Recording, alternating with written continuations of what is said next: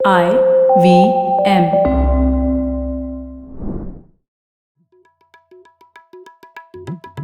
भाई हम हिंदुस्तानियों को बतियाना बड़ा पसंद है। बंगाली में अड्डा, उड़िया में खोट्टी, कन्नड़ा में हरटे और हिंदी में पुलियाबाजी। इस कला के लिए हमारी हर भाषा में एक शब्द है। हम तीनों तो अक्सर मिलकर पुलियाबाजी करते ही रहते हैं, तो हमने सोचा आपको भी इसमें शामिल कर लिया जाए। तो आइए प्रणय, सौरभ और ख्याति के साथ करते हैं पुलियाबाजी। हेलो ख्याति, क्या हाल है? बस मैं ठीक हूँ। कहाँ गए आज हमारे तीसरे बैट्समैन? आज प्रणय ने तो छुट्टी मार दी है, तो आज की पुलियाबाजी हम दोनों के साथ। तो बताओ ख्याति, अभी ये तो इंडिपेंडेंस डे वीक का एपिसोड रिलीज भी होने वाला है, तो क्या हमने आजादी की राह की श्रृंखला भी शुरू की हुई है, तो ये कौन सा टॉपिक है जो आजकल भी कंटेम्पररी है और आजादी के टाइम पे भी कंटेम्पररी था? हाँ, एक तो मैं थोड़ा सा डिटेल में बताना चाहती हूँ, क्योंकि अगर कुछ श्रोताओं ने अगर हमारे आगे की श्रृंखला नहीं सुनी है, तो हमने एक श्रृंखला शुरू करी है आज़ादी की राह, जिसमें हम 1800 से लेकर आज़ादी तक के समय तक की अलग-अलग चीज़ों को अलग-अलग एंगल से देखने की कोशिश और समझने की कोशिश करेंगे। तो ये आज का एपिसोड उसी एक श्रृंखला का भाग है। और आपका सवाल का जो जवाब है कि आज हम क्या डिस्कस करने का सोच रहे हैं, तो जभी भी हम इतिहास में देखते हैं, तो हमें काफ़ी बार ये सारी कहानियाँ पता चलती है कि अरे ये राजा फलाना राजा को हराया, ये युद्ध हुआ, वो युद्ध हुआ। लेकिन आम हिंदुस्तानी लोग उस समय क्या कर रहे थे, उनके बीच में क्या चर्चा थी, इस चीज़ की ज़्यादा हमारी बातचीत होती नहीं है, या इसकी ज़्यादा किताबों में भी इतना ज़्यादा वर्णन दिखाई नहीं देता है। तो ये एक पहलू है जो काफ़ी अनदेखा रहता है। तो उसके रिलेटेड एक अच्छी किताब आई है जिसका नाम है to raise a fallen people, जो एडिटेड है राहुल सागर द्वारा। जिसमें उन्होंने बेसिकली क्या किया है, वो ढूँढ रहे थे कि वो ये ढूँढने की कोशिश कर रहे थे कि भई 19वीं सदी के भारत में क्या हो रहा था और लोग उस समय क्या डिस्कोर्स कर रहे थे। जो भारत के जो बुद्धिजीवी लोग हैं उस समय, उनके बीच में क्या बातचीत हो रही थी। तो उन्होंने बहुत सारी किताब वगैरह ढूँढने की कोशिश की, लेकिन उनको ज़्यादा क्लू समझ में आया बाद में कि उस समय में किताबें तो इतनी थी नहीं, प्रिंटिंग प्रेस तो नई-नई आई थी। तो खूब सारा जो डिस्कोर्स चल रहा था, वो मैगज़ीन्स के थ्रू चल रहा था, अलग-अलग सामयिकों के द्वारा चल रहा था। तो जिसमें लोग अपने निबंध लिख रहे थे और उसके रिस्पॉन्स दे रहे थे वगैरह-वगैरह। तो उन्होंने वो पीरियोडिकल्स वगैरह ढूँढे और उसके थ्रू उन्होंने उस समय के दौरान जो बातचीत है, उनको उसके अलग-अलग पहलुओं को उन्होंने बाहर लाया। जैसे कि उन्होंने उसमें एजुकेशन के रिलेटेड लोग क्या सोच रहे हैं, उस पे निबंध है, फ्री ट्रेड के बारे में भी निबंध है, 7 समुंदर पार जाना है तो उसको लेके क्या चर्चा हो रही है, क्योंकि वो भी एक टैबू माना जाना जाता था उस ज़माने में। तो ये सारी चीज़ों के ऊपर चर्चा है, पर अब ये तो बहुत बहुत बड़ा विषय है और हम हर चीज़ तो नहीं कवर कर सकते हैं। तो आज हम क्यों ना हम किसी एक हिस्से पे ध्यान दें, जो कि हो सकता है फ्री ट्रेड। हाँ बिल्कुल, और क्योंकि उस पे हम अभी भी आज भी चर्चा चलती रहती है। और हमने पिछली पुलियाबाजी करी थी कि भाई स्वदेशी और आत्मनिर्भरता वगैरह का जो डिस्कोर्स चलता रहता है, ड्यूटी कैसे कम ज्यादा करनी चाहिए, इंपोर्ट ड्यूटी कितनी होनी चाहिए, एक्सपोर्ट बैन किस चीज पर लगाना चाहिए, तो ये अभी भी एकदम सामयिक है। और हमने पाया वो निबंध पढ़ते हुए कि भाई 1870 में भी लोग उसी चीज के बारे में लिख रहे थे। और वहां से हमको थोड़ा ये भी पता चलता है कि जैसे अभी काफी साल तो हिंदुस्तान में यही चलता रहा था ना, कि अगर जैसे ही आप विदेशी कंपनियों को आने दो या थोड़ा सा भी फ्री ट्रेड की बात करो, तो काफी लोग ऐसे बोलेंगे अरे ये तो ईस्ट इंडिया कंपनी को जैसे देश बेच दिया था, उसी तरीके की बात दोबारा चल रही है। तो ठीक से समझना कि ईस्ट इंडिया कंपनी को देश कैसे बेचा था वो भी जरूरी है, क्योंकि उसमें भी कुछ सत्य है। लेकिन हर फॉरेन कंपनी के साथ ऐसा ही होगा ऐसा तो नहीं, ऐसा तो गलत बात है। तो हमको समझना चाहिए कि क्या हुआ था और हमको आज नहीं करना चाहिए जो। हाँ। तो ये अच्छा रहेगा। हाँ, और एक भी पहलू है जो हम हमेशा ये स्वदेशी का मुद्दा उठाते रहते हैं, और हमने कुछ दिनों पहले 2-3 एपिसोड्स पहले भी हमने इस पे बात की थी। आई थिंक इसके पहले ही एपिसोड में जिसमें हमने बात की थी कि क्यों हम ये बार-बार स्वदेशी लेकर आ जाते हैं, और हमें हमेशा लगता है कि ये गांधी जी के चरखे से आया है। लेकिन एक्चुअली हम और पीछे जाएँगे तो हमें पता चलेगा कि ये स्वदेशी वाली बात 1870 में हो रही थी। तो ये बिल्कुल। गांधी जी ने नहीं लाया, उसके पहले से ये डिस्कोर्स चल रहा था और कुछ रीज़न से चल रहा था, तो आई थिंक वो रीज़न्स क्या थे वो भी समझने की ज़रूरत है हमें। तो ठीक है, ठीक, तो तो मैं बिल्कुल, इसका तो थो बताओ ख्याति, क्या कौन कौन एक्टर्स हैं, किन लोगों के ये निबंध हैं और क्या परिप्रेक्ष्य है, इसके बारे में बताओ। हाँ, तो पहले थोड़ा परिप्रेक्ष्य दे देती हूँ और जो परिप्रेक्ष्य राहुल सागर जी ने भी दिया है इस किताब के इंट्रोडक्शन में, क्योंकि थोड़ा-सा अगर हम किसी के भी निबंध को पढ़ें, अब वो ख़ास करके अगर वो 150 साल पहले की ये बातें हैं, तो ये तो समझना पड़ेगा कि उस समय पे क्या हो रहा था, इसलिए वो लिखा गया था। तो उसमें वो कॉन्टेक्स्ट ज़रूरी है। तो मोटा-मोटा कॉन्टेक्स्ट थोड़ा-सा ये दे देते हैं कि क्या हो रहा था 19वीं सदी में। तो 19वीं सदी के जो शुरुआत में ना एक प्रकार का जो इंडियन एलिट्स ने ब्रिटिश राज को थोड़ा-सा एक्सेप्ट जैसा ही कर लिया था कि अब पहले तो ये था ना कि इतना ज़्यादा कोई कांसेप्ट नहीं होता था कि नेशन स्टेट का कांसेप्ट भी इतना स्ट्रांगली उभर के नहीं आया था ना, राज्य-रजवाड़े होते तो एक राजा चला गया और दूसरा आ गया टाइप का रहता था। तो लोग उस बात से कंफर्टेबल होते हैं या मतलब एक्सेप्ट कर लेते हैं कि ठीक है अब ये नया राजा आ गया तो उसके अगेंस्ट उसके साथ ये चलेगा करके। पर धीरे-धीरे और उनको ये भी थोड़ा-सा 19th सेंचुरी की शुरुआत में काफ़ी सारे सोशल रिफॉर्म्स वगैरह भी हो रहे होते हैं, तो वो भी थोड़ा-सा एक एक एक ये भी असर हो रहा होता है कि हाँ, हमें भी थोड़ा-सा रिफॉर्म करने की ज़रूरत है, हमें टेक्नोलॉजी को सीखने की ज़रूरत है वगैरह वाले डिस्कशंस चल रहे थे उस समय। बट धीरे-धीरे जैसे समय जाता है और एक चीज तो थी ना ख्याति, कि अंग्रेजों का लॉ एंड ऑर्डर एडमिनिस्ट्रेशन काफी हिंदुस्तानी राजाओं के कंपैरिजन में अच्छा था, जो काफी लोग हाँ, मानते हैं। इनफैक्ट हम लोगों ने जो एक 1857 का मेमोयर डिस्कस किया था, उस समय के विष्णु भट्ट ने जो लिखा था, उसमें भी ये चीज का मेंशन था कि अंग्रेजों ने जहां जहां पर भी जाते थे तो लॉ एंड ऑर्डर काफी इंप्रूवमेंट हो रही थी। तो एक हाँ, इमीडिएट इंप्रूवमेंट सबको दिखता है कि भाई एक लॉ एंड ऑर्डर तो इंप्रूव हो रहा है, उसके बाद दिक्कतें समझ में आती हैं कि इसके वजह से हमको क्या दिक्कतें भी हो रही हैं। लेकिन लॉ एंड ऑर्डर हाँ। इतना मूलभूत चीज है कि उसके लिए मेरे ख्याल से हिंदुस्तान में काफी काफी लोगों को, काफी एलीट को भी और मेरे ख्याल से नीचे भी जो लोग थे, उनकी वजह से काफी समर्थन था ब्रिटिश साम्राज्य को कि उनका लॉ एंड ऑर्डर मेंटेनेंस अच्छा था हिंदुस्तान में। हाँ, इसमें से एक निबंध जो हम डिस्कस करेंगे ना जिसमें एक्चुअली वो टीका कर रहे हैं ब्रिटिश पॉलिसीज़ की, लेकिन उसके साथ वो उसी उसी वाक्य में ये भी कह रहे हैं कि उनका लॉ एंड ऑर्डर अच्छा है क्योंकि पहले तो बहुत हाँ, एक प्रकार का खराब था। कांस्टेंट एक हाँ, एक लूट-फाट चलती रहती थी, यहाँ से नहीं हुआ तो वहाँ से कहीं न कोई तो नया राजा आके कहीं से तो कुछ लूट-फाट करके जाता रहता था, तो वो नहीं उन्होंने नहीं, थोड़ा वही नहीं, और कंट्रोल करा है। राजाओं का नहीं, हाँ, और राजाओं का खुद का कंट्रोल भी एडमिनिस्ट्रेशन में बहुत अच्छा नहीं था। तो कहीं हाँ, पर लोकल डाकू, डकैत, ठगी, ये सब बहुत था। और उन सबको हुँ, थोड़ा जो ब्रिटिशर्स का एडमिनिस्ट्रेटिव सेटअप था, वो कंपैरेटिवली उस टाइम का जो मिडिवियल सेटअप, काफी सारे सब राजाओं का नहीं बोलना चाहिए क्योंकि हिंदुस्तान में इतने राजा थे, कुछ अच्छे भी थे, कुछ नहीं भी हुँ, थे, पर काफी हुँ। राजाओं के कंपैरिजन में अच्छा था। हुँ, ठीक है।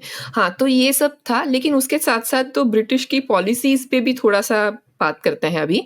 तो हम्म, जब ईस्ट इंडिया कंपनी व्यापार करने आई, तो उन्होंने कुछ-कुछ उसमें ट्रेड पॉलिसीज़ में जो टैरिफ लगाते हैं ना कि इम्पोर्ट करने और एक्सपोर्ट करने पे जो ड्यूटीज़ लगाते हैं, तो उसमें ये थोड़ा-सा तालमेल नहीं था, जिसमें कैसा होता था कि अगर ब्रिटिश लोगों का बना हुआ सामान अगर भारत में आता था तो उसपे बहुत नॉमिनल ड्यूटी चार्ज होती थी, 2.5% या 5% की तरह। और जो भारतीय कच्चा माल जो होता है, जो रॉ मटेरियल लेकर जाना है जैसे कि कॉटन वगैरह, वो जो ब्रिटेन को भेजना होता था, उसके लिए भी बहुत कम ड्यूटी लगती थी। लेकिन जब भारत का बनाया हुआ सामान जाता था ब्रिटेन, तो उसपे 30% से 80% की ड्यूटी लगती थी। तो कितना ज़्यादा कितना ज़्यादा डिस्प्रपोर्शनेट था ना एक तरीके से। तो उसमें ये हुआ उस चीज़ में इस प्रकार की पॉलिसीज़ की वज़ह से क्या हो रहा था कि 1800 19वीं शताब्दी के शुरुआत में बहुत सारा कॉटन मैन्युफैक्चर्ड सामान जा रहा था भारत से। और बहुत कम रॉ मटेरियल भारत से जा रहा था। बट 30-40 सालों में ये पूरा बदल जाता है और ज़्यादा रॉ मटेरियल जाता है और बहुत कम प्रोड्यूस्ड सामान भारत से ब्रिटेन जा रहा होता था। तो ये जो पूरा उनका रिवर्सल हो जाता है और एक तरीके से भारत जो उसके पहले 2 सदियों में वो मैन्युफैक्चरिंग कर रहा होता है ये कॉटन के कपड़े का, उसमें से वो अब वो कॉटन सप्लायर और कमोडिटी भेजने वाला बन जाता है और उसकी उसकी जो वीविंग इंडस्ट्री है वो प्रेशर में आ जाती है, ठीक है? तो इस कंटेक्स्ट में उसके बाद थोड़ा और आगे बढ़ते-बढ़ते इसी प्रकार की पॉलिसीज़ चलती रहती है। तो 1870s में जो ब्रिटेन की कंपनियाँ बोल रही हैं कि 1870s में ब्रिटेन की कंपनियाँ जो सामान पूरा फिनिश्ड प्रोड्यूस बना के भारत बेच रही हैं, वो बोलती है गवर्नमेंट ऑफ इंडिया को कि आप और भी कम करिए ये टैरिफ ड्यूटीज़, क्योंकि आपने हम पे इम्पोर्ट ड्यूटी लगा के रखी है, तो इसलिए क्या हो रहा है कि भारत में जो सामान बन रहा है उसको प्रोटेक्शन मिल रहा है। इस प्रकार का वो उनका कहना था, ठीक है? तो ये बातों के बीच में भोलानाथ चंद्र करके एक व्यक्ति है, वो एक एसे लिखते हैं एक पर्टिकुलर डेली में, तो उनके एसे का नाम है voice for the commerce and manufacturers of India. तो 1873 का ये एसे है। तो बेसिकली वो ये सब चीज़ें बताने की कोशिश कर रहे थे कि ये जो हमें प्रोटेक्शनिस्ट तुम बोल रहे हो कि हम अपनी हमारी कंपनियों को प्रोटेक्शन मिला है, ये तो मतलब बिल्कुल हुआ ही नहीं है। और हमें बार-बार ये बताया जा रहा है कि ब्रिटिश एडमिनिस्ट्रेशन के अंदर भारत को बहुत फ़ायदा हो रहा है। जैसे कि एक तरीके से था फ़ायदा कि बहुत ज़्यादा ट्रेड बढ़ गया था पहले की कंपैरिज़न में। लेकिन वो कह रहे हैं, उनका वो सवाल ये उठाते हैं कि ये सारा फ़ायदा क्या भारत के लोगों तक पहुँच रहा है? तो ये उनका एक सवाल रहता है उसके ऊपर।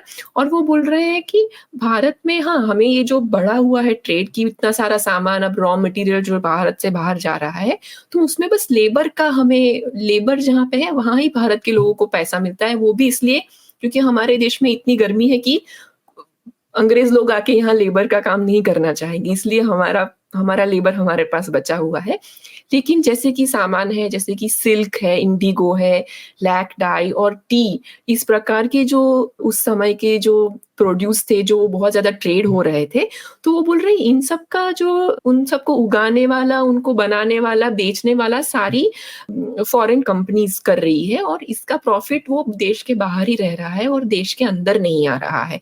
तो एक तरीके से वो बोल रहे हैं कि भारत में धीरे-धीरे ये एक प्रकार का आउटगो है कि मतलब जो कैपिटल है वो बाहर से जा रहा है लेकिन भारत में वापस वो नहीं आ रहा है। ये उनका एक आर्गुमेंट था। तो उसके even even related value capture के लिए भी वो बोलते हैं ना कि, और मुझे उनकी एक बड़ी अच्छी चीज लगी उसमें ख्याति कि भाई ये क्या हिंदुस्तानियों को सिखा दिया कि हम एक कृषि प्रधान देश हैं। अभी भी हम आजकल हाँ, बोलते हैं, उसमें वो 1870 में वो शिकायत कर रहे हैं कि भाई हिंदुस्तान हाँ, कृषि प्रधान देश नहीं है, हम पूरी हमारी हिस्ट्री में चीजें बनाते रहे हैं, ठीक है? हाँ, तो अब सडनली हम कृषि प्रधान देश हो गए, ये क्या बात है कि सिर्फ हम एग्रीकल्चर कमोडिटी बनाएंगे और बेचेंगे और बाकी लोगों से सामान खरीदेंगे? हम हमेशा सामान एक्सपोर्ट करते आए हैं पूरी अपनी हिस्ट्री में, और इन्होंने अभी हुँ, हम लोगों की साइकी बदल दी है हमको ये सिखा के कि हम सिर्फ कृषि प्रधान देश है, हमको कुछ बनाना नहीं आता है, ठीक है? तो हाँ। ये और तुम मुझे सिर्फ़ उनकी हमारे लिए बड़ी कच्चा अच्छी, माल उगाओ। हाँ, तुम हमारे लिए और हाँ, सिर्फ यही नहीं कि कच्चा माल उगा के भी वो कहते हैं कि भाई उसके बाद भी कहता है शिपिंग हमारे हाथ में नहीं है, ट्रेडिंग हमारे हाथ हाँ, में नहीं है, बैंकिंग हमारे हाथ में नहीं है। तो उसमें इतनी सारी उन्होंने बहुत अच्छा क्रिटिक दिया है कि भाई पूरी वैल्यू चेन में ये सारे एक्टर्स हैं जो कि वैल्यू कैप्चर करते हैं। बैंक्स हाँ, करेंगे जो लेंडिंग करेंगे, ठीक है, ट्रेडर्स करेगा, शिपिंग करेगा। कहता है हम तो पोर्ट में सामान देते हैं, कहता है हमको एक्सपोर्ट का तो फायदा ही नहीं मिलता, जो हमारा कंजम्पशन है वो तो हम डोमेस्टिकली बेच करके भूल जाते हैं। जो चीज हाँ, एक्सपोर्ट होती है उसका प्रॉफिट तो अंग्रेज ही ले जाते हैं अपने पास, ठीक है? हाँ, और उनकी मुझे वो एक और शिकायत बड़ी अच्छी लगी कि ये एलीट हिंदुस्तानियों को भी उन्होंने बड़ा क्रिटिसाइज किया है कि भाई हाँ, हमारे हाँ, लोग जाकर के सिर्फ बैरिस्टर वैरिस्टर बनने चले जाते हैं यूके, कोई जाके ये नहीं हाँ, सोचता कि मैं इंजीनियर कैसे बनूं, टेक्सटाइल मशीनरी बनाना कैसे सीखूं, माइनिंग का काम हाँ, कैसे सीखूं, यही सब अंग्रेजी लोग हाँ, करेंगे। हमारे लोग हाँ, खुश हो जाते हैं, हम जज बन गए, हम आईसीएस ऑफिसर बन गए, इसी सब में हाँ। खुश है हमारे सब लोग कलम चला करके। हाँ, ये बहुत ही सही अच्छा मतलब वो बहुत अच्छा क्रिटिसिज़्म वो दे रहे थे एक्चुअली। तो उनकी कहानी हाँ, वो आगे तो जाके स्वदेशी में बदल रही थी, लेकिन वो साइड में हाँ, ये सब चीज़ें भी बोल रहे हैं। ये ऐसे नहीं कह रहे कि हम एग्रीकल्चरिस्ट बन के ही बैठ जाओ, वो बोल रहे हैं भई हम क्यों नहीं। और वो ये भी बोल रहे हैं कि हमारे देश में जो ये था ना कि ट्रेड को बहुत ज़्यादा अच्छी चीज़ नहीं मानी जाती थी, उसके पहले ही एक प्रकार का ये था। तो इसलिए किसी ने वो ट्रेड के ऊपर ध्यान ही नहीं दिया, किसी ने ये नहीं सोचा कि हमारा नेटिव लोगों का एक एसोसिएशन बने। आपने आपने हम्म, ये नोटिस किया कि ये सारे एसेज में ना नेटिव वर्ड बड़ा यूज हुआ है आई हाँ, थिंक बार बार। बिल्कुल, बिल्कुल, हाँ, बिल्कुल, बिल्कुल। तो वो तो आई थिंक जिसमें उस वो समय कहे, का क्या प्रचलित शब्द था कि भाई नेटिव हाँ मतलब हिंदुस्तान के, और बाकी तो बाहर के हैं ही ब्रिटिशर्स, तो हाँ बार-बार वो हाँ नेटिव नेटिव प्रिंसेस इस तरह से वर्ड यूज़ करते हैं। इंडियन वर्ड नहीं यूज़ करते हैं, नेटिव यूज़ करते हाँ हैं, क्योंकि कोई बंगाली है, सबकी आइडेंटिटी अपनी रीजनल है, बट वो हाँ। एक नेटिव वर्ड यूज़ करते हैं हिंदुस्तान के लिए। और दूसरा उसमें वो ये भी कहते हैं कि जैसे कि नेटिव चैम्बर ऑफ कॉमर्स कोई नहीं बना है, हमारी बैंक्स कोई नहीं बनी है, तो इस सब के बारे में हुँ, भी कुछ होना चाहिए वगैरह, वो काफ़ी उस पे बिल्कुल। लोगों और को इसमें कहते हैं बट ख्याति हमने एक बैंकिंग के इतिहास के ऊपर भी एपिसोड किया था। तो उसमें जैसे मुझे पता चला था कि पहली बार हिंदुस्तानी बैंक भी पता है क्यों बने थे? गांधी जी के कहने पर 1919 के बाद हिंदुस्तानी इंडस्ट्रियलिस्ट ने बैंक बनाए थे। तो अच्छा। ये देख करके समझ में आता है जो कि देखो ये सारे आर्गुमेंट्स काफी सारी इंडियन एलीट को पता थे 50 साल से। हुँ, लेकिन हुँ, गांधी के आने का जो फर्क था वो ये था कि आर्गुमेंट और आर्गुमेंट को एक्शन करने में जो फर्क है। स्वदेशी पता था, हाँ, लेकिन स्वदेशी को एक्शन तो गांधी नहीं किया, है ना? हाँ, और ये भी पता था सब लोगों को, एलिट को मालूम था कि भाई इंडियन लोगों के पास बैंक नहीं है तो इसकी प्रॉब्लम है। लेकिन फाइनली हुँ, गांधी ने बोला तो इंडियन इंडस्ट्रियलिस्ट ने बैंक चालू किए थे 1919 के हुँ, बाद में। तो ये सारी चीजों में मतलब समझ में आता है कि गांधी सिर्फ महात्मा महात्मा टाइप नहीं, उनको इकोनॉमिक्स और ये सब बहुत डीपली समझ में आता था, बैलेंस ऑफ ट्रेड। हाँ, तो स्वदेशी तो ठीक है एक सिंपल चीज थी, लेकिन स्वदेशी क्यों थी? क्योंकि हमारे ट्रेड एग्रीमेंट इतने खराब थे कि भाई आप हमारे हाँ, माल को लेने के लिए 80% ड्यूटी लगा लो और अपने माल के लिए 2.5%। ये कैसी बात है? और कुछ कुछ सामान के लिए तो पैसे भी नहीं मिलते थे ना, सिर्फ बंधुआ मजदूर हाँ, करके माल बना लिया और ले गए, जैसे कि चाय, है ना? क्योंकि चाय का बागान हाँ, होगा चाय। किसी अंग्रेज़ के हाथ में, और हुँ, वो हुँ, चाय जाएगी तो कुछ लेबर पे करेंगे वो, बट ऐसा नहीं है हुँ। कि वो चाय की जो कीमत मिल रही है उसका कोई प्रॉफिट भारत में आ रहा है, नहीं। हुँ, बिल्कुल, बिल्कुल। सेम चीज़ नील के साथ भी थी। नील की खेती के हाँ, साथ भी सेम प्रॉब्लम थी। तो वो भी मेरे ख़्याल से आई मीन लोगों को समझ में आता था ये इकोनॉमिक्स काफ़ी अच्छी तरह से। तो वो आर्टिकल खेल के तो मतलब ऐसा थोड़ा जोश में आ गया मैं, क्योंकि आजकल मैं मैन्युफैक्चरिंग में हूँ ना, तो मेरे को लग रहा था वाह! देखो ये सब और एकदम और एक क्या पॉइंट, कहते हैं, क्या हाँ, और ज़बरदस्त। हाँ, और एक डेटा पॉइंट वो कहते हैं कि हमारे लोग ना ये स्टैटिस्टिक्स इकट्ठा ही नहीं कर रहे हैं। वो ये भी कहते हुँ, हैं कि हुँ। भई हमें पता तो चले कि हमारे साथ हो क्या रहा है, लेकिन तुम में से किसी ने सोचा है क्या ये डेटा इकट्ठा करने के बारे में? तो बिल्कुल, देखो आज बिल्कुल। आज और भी उसमें हम ये काफ़ी कंप्लेन करते अच्छे-अच्छे हैं। और उसमें उसमें हाँ, उसमें और काफ़ी अच्छे-अच्छे नंबर है, जैसे कि ये कि भई अंग्रेज़ लोगों ने रेवेन्यू बहुत अच्छा बढ़ाया है, तो मुगलों के साथ कंपेयर करते हैं कि भई मुगल 30 करोड़ का करीब का लेते थे, ये 50 करोड़। लेकिन उसके बाद सब आंकड़े हैं कि भई 50 में से तुम प 15 से 18 करोड़ तो जो है वो होम ऑफिस ले जाता है सिर्फ़ आर्मी के नाम पे, और बाकी भी हाँ, जो तुम सैलरीज़ देते हो, सारे सीनियर ऑफिशियल तो अंग्रेज़ लोग हैं जिनको तुम दे देते हो।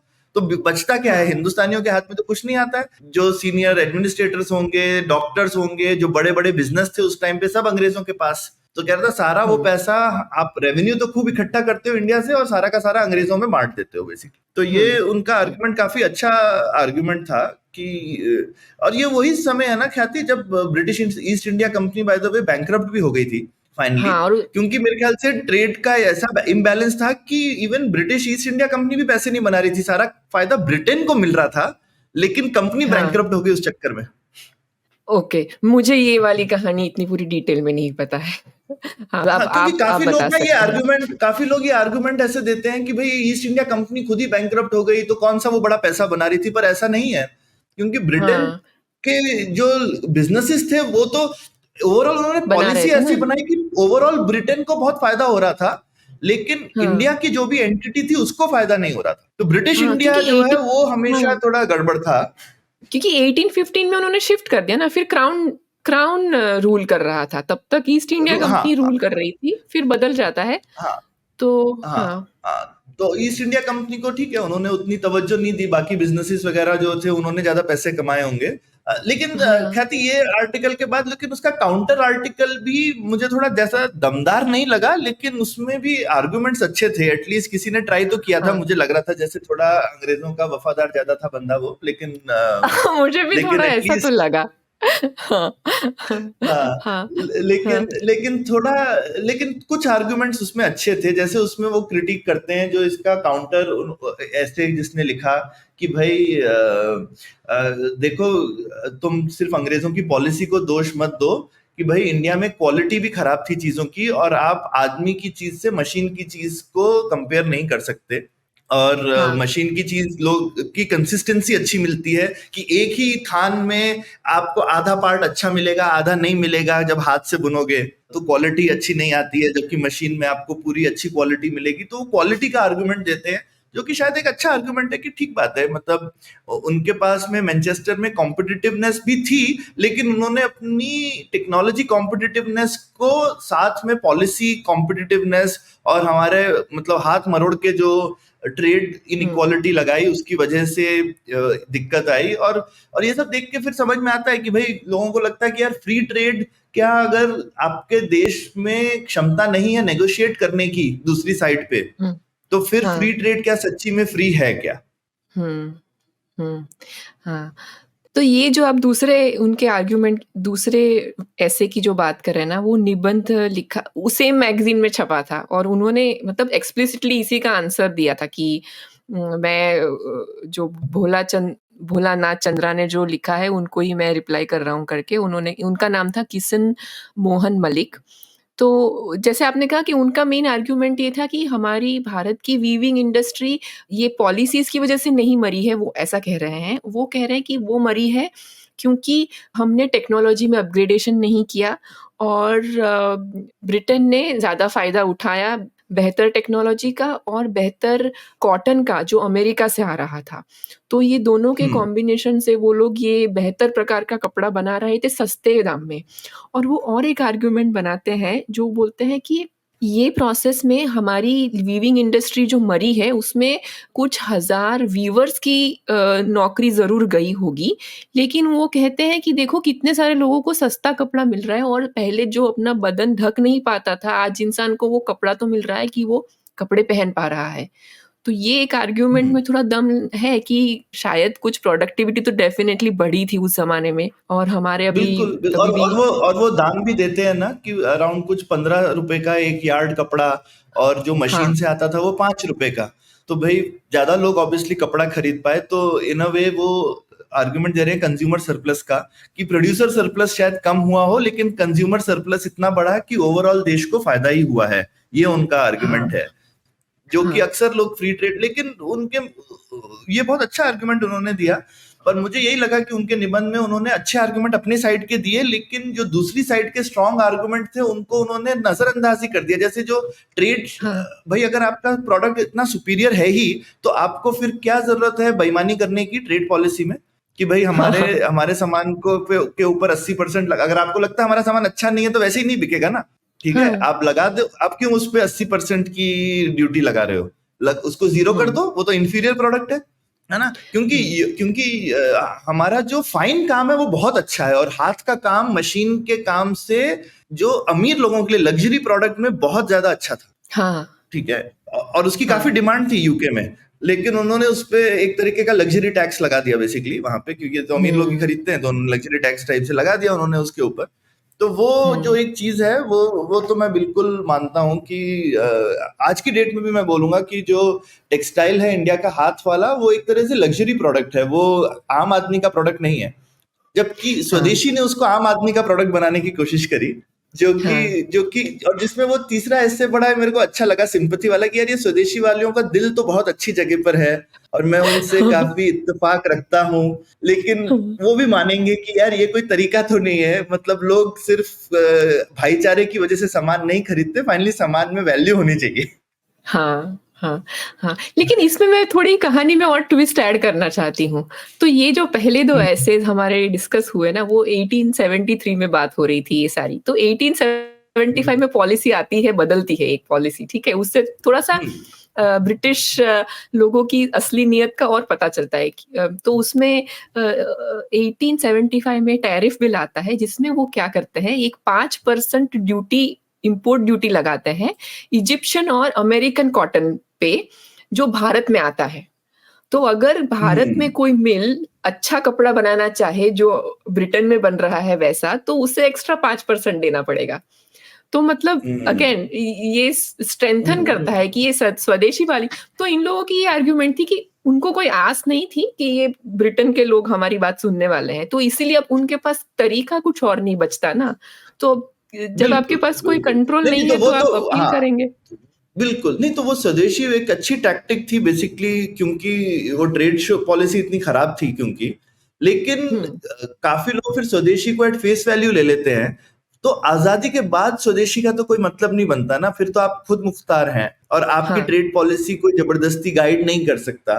तो हुँ, अगर तो मुझे लगता है कि गांधी जी का सक्सेस कुछ ज्यादा ही हो गया खादी को लेकर के, कि वो उसके बाद उसके बियॉन्ड नहीं जा पाया। भाई वो खादी स्वदेशी ब्रिटिश राज में बहुत अच्छा आई मीन प्रोटेस्ट टैक्टिक था कि भाई हुँ, आपने जबरदस्ती कर लो तो हम आपका सामान नहीं खरीदेंगे। चलो ये एक हाँ, तरीका हो बिल्कुल, गया हमारा विद्रोह का, है ना। हाँ, और ये एक हाँ, विद्रोह का तरीका हो गया। पर भाई जब आप आजाद हो गए हैं तो आपको किसके खिलाफ विद्रोह कर रहे हो? हाँ, ठीक सही है। बात है। तो ये हाँ, तो ये जो चीज है कि स्वदेशी एक विद्रोह का तरीका है। पर अब हम आजाद देश है, हमको विद्रोह करने की जरूरत नहीं है ना। तो हुँ, आप बेसिकली फिर समझिए कि क्या चल रहा है। आप प्रोडक्ट को आप टेक्नोलॉजी को नकारिए मत। टेक्नोलॉजी, और हुँ, उस समय भी सब लोग एक्सेप्ट करते हैं कि टेक्नोलॉजी वगैरह, तो एक एक समय में मुझे लगता है कि ये सब मिक्स हो गया कि एंटी ब्रिटिश एंटी टेक्नोलॉजी में बदल गया। जैसे हाँ। गांधी जी काफी चीजों में थोड़े एंटी टेक्नोलॉजी भी थे, हाँ, एक राइट। तो एक एक वो ये थी ना ऑलमोस्ट कि अगर मशीन से बना कपड़ा है तो वो कम है, खराब है या कमतर है क्योंकि हाँ उससे लोगों की हाँ नौकरियाँ जाएगी वाला एक डर लोगों में बना रहा बाद में। तो इसलिए भी एक हाँ, नहीं, और थोड़ा-सा वो थोड़ा मशीनों के, और वो मशीनों के खिलाफ थोड़ा सा ये भी था कि मशीन इंसान को डिह्यूमनाइज कर देती हैं।